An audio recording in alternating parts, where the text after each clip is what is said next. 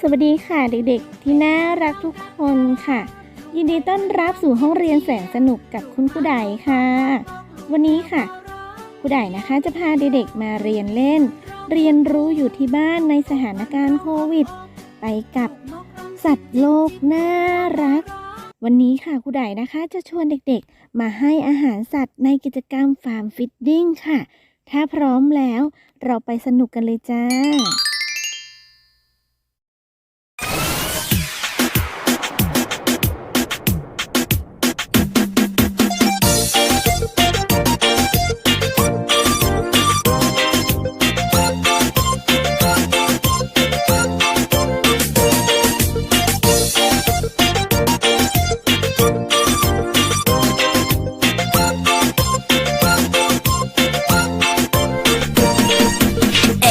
T and mod นั้นช่างแข็งแรง BIRD bird นกบินอยู่บนฟ้า CAT cat แมวเลี้ยวมองจ้องมา DOG dog มาร้องบอกELEPHANT elephant คือช้างตัวโตสัตว์น่ารัก Chicken ไก่เอ๋ยไก่ ชูคอขันไป ร้องเอกอีเอก Dog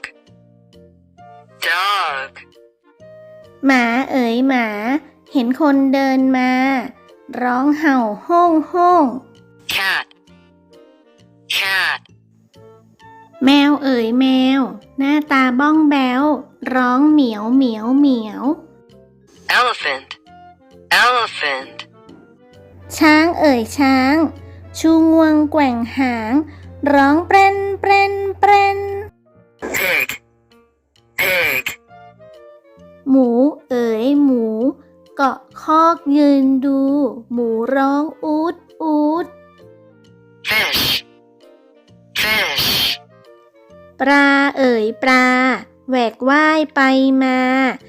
สายคลีบและหาง Cow วัวเอ๋ยวัว เล็มหญ้าข้างรั้ว ร้องมอ Bird นกเอ๋ยนก ชอบบินโผผก ร้องจิ๊บ สัตว์เป็นสิ่งมีชีวิตที่มีความรู้สึกและสามารถเคลื่อนไหวร่างกายไปที่ต่างๆได้เอง มีการกินอาหารและเจริญเติบโตได้เหมือนกับมนุษย์เรานี่เองค่ะสัตว์ต่างๆนะคะมีประโยชน์มากมายกับมนุษย์เราไม่ว่าจะเป็นเลี้ยงไว้ดูเล่นเป็นเพื่อนคลายเหงาทำให้เกิดความเพลิดเพลินเช่นสุนัขแมวปลากระต่ายค่ะสัตว์บางประเภทนะคะก็เลี้ยงไว้ใช้งานเพื่อช่วยทุ่นแรงในการทำงานของมนุษย์เราค่ะเช่นช้างม้าวัวควายลาเป็นต้นค่ะและสัตว์บางประเภทค่ะเราก็เลี้ยงไว้เป็นอาหารค่ะเช่นหมูเป็ดไก่กุ้งหอยปูปลาค่ะถึงแม้ว่าสัตว์นะคะจะมีประโยชน์มากมายนะคะแต่สัตว์ก็อาจจะทำให้เกิดโทษหรืออันตรายกับคนเราได้ค่ะเช่นเวลาที่เรานะคะไปสัมผัสกับสัตว์เลี้ยงหรือสัตว์ที่ป่วยนะคะเราก็อาจจะได้รับเชื้อโรคนะคะจากสัตว์สู่ร่างกายของเราได้ทำให้เราไม่สบายเจ็บป่วยเกิดโรคได้ค่ะหรือแม้กระทั่งเวลาที่เด็กๆนะคะไปเล่นกับสัตว์เลี้ยงค่ะถ้าเด็กๆไม่ระมัดระวังเผลอนะคะเล่นนะคะเอาหน้าเข้าไปใกล้ๆหรือทำให้มันตกใจนะคะสัตว์มันก็จะกัดเอาได้ค่ะแล้วก็ทำให้เกิดบาดแผลอันตรายเกิดขึ้นค่ะเพราะฉะนั้นนะคะเวลาที่เราไปสัมผัสกับสัตว์เลี้ยงหรือสัตว์อื่นๆนะคะเราก็ต้องมาทำความสะอาดร่างกายโดยเฉพาะล้างมือให้สะอาด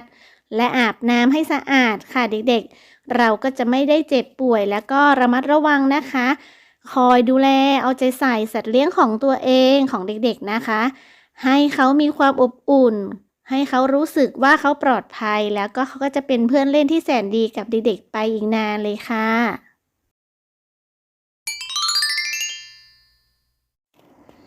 และแล้วก็ถึงเวลามาสนุกกับกิจกรรมฟาร์มฟีดดิ้งมาให้อาหารสัตว์สนุกๆกันค่ะเด็กๆเริ่มจากนะคะให้เด็กๆนะคะวาดรูปหน้าสัตว์ที่ตัวเองชอบค่ะเด็กๆลงไปในกระดาษนะคะจากนั้นก็ระบายสีตกแต่งให้สวยงามนะคะเสร็จแล้วนะคะก็นำมาแปะลงกระดาษแข็งค่ะเมื่อได้แล้วนะคะ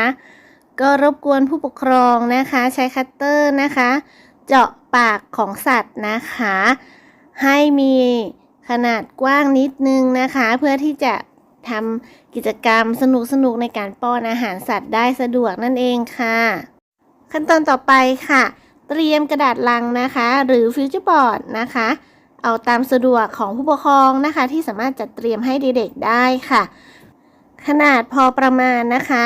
ให้มีลักษณะเป็นสี่เหลี่ยมผืนผ้านะคะจำนวน2ชิ้นนะคะจากนั้นนะคะก็จะนำมาประกบกันนะคะโดยใช้เทปกาวหรือจะใช้การเจาะแล้วใช้เชือกร้อยผูกยึดติดกันนะคะให้สามารถเปิดปิดได้เหมือนกับสมุดนะคะขั้นตอนต่อไปนะคะก็จะมาตกแต่งนะคะฟาร์มของเราให้สวยงามนะคะนำหน้าสัตว์ที่ทำเสร็จแล้วนะคะมาแปะลงกระดาษตามรูปเลยค่ะแล้วเราก็จะได้ฟาร์มสวยๆนะคะเด็กๆก็ตกแต่งตามจินตนาการได้เลยค่ะตัวฟาร์มของเรานะคะก็เสร็จเรียบร้อยแล้วนะคะจะเอาอะไรมาเป็นอาหารป้อนให้สัตว์สนุกๆดีนะเด็กๆจ๋าเด็กๆจำได้ไหมคะคุณครูใดเคยให้เด็กๆทำการ์ดจากฝาน้ำอัดลมและก็กระดาษลังนะคะที่เราเคยได้วาดนะคะหรือเขียนนะคะตัวอักษรภาษาอังกฤษภาษาไทยนะคะลงไปนะคะสามารถนำมาใช้เล่นกับกิจกรรมฟาร์มฟีดดิ้งในครั้งนี้ด้วยกันได้ค่ะนอกจากเด็กๆจะได้ความสนุกสนานแล้วนะคะเราก็ยังได้ฝึกนะคะการนับนะและ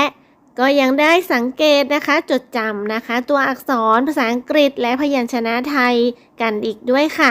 นอกจากนี้นะคะเด็กๆก็ชวนคุณพ่อคุณแม่นะคะพี่ๆหรือน้องที่บ้านนะคะ